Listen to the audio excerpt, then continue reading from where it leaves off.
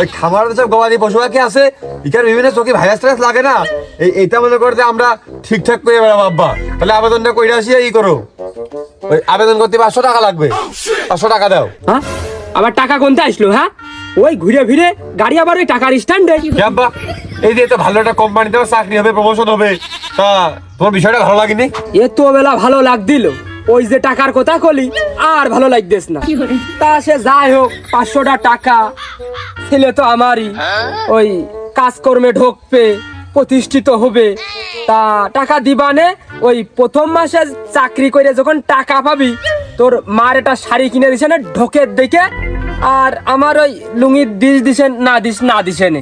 হয় আব্বা, ওই মা শাড়ি কিনে দিবানে, আর ওই তোমার মুখ উজ্জ্বল করবানে, সমস্যা নেই, তুমি দাও 500 টাকা দাও, আবেদনটা করে আসি।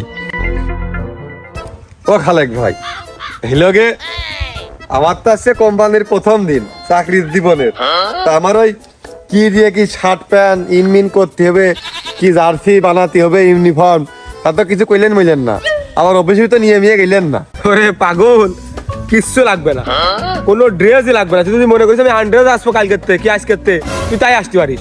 আর অফিসের কথা করলি না, অফিস হচ্ছে আমাদের বেলেমাঠ, আবুলের ভিটে, ওই মৌলবীর বাড়ি, এইটা হচ্ছে আমাদের অফিস। আমরা প্রকৃতিতে বিশ্বাসী না। তাহলে তো ভাই তাপ জ্বালারও কুই মিলে তো ভালোই তো হয়।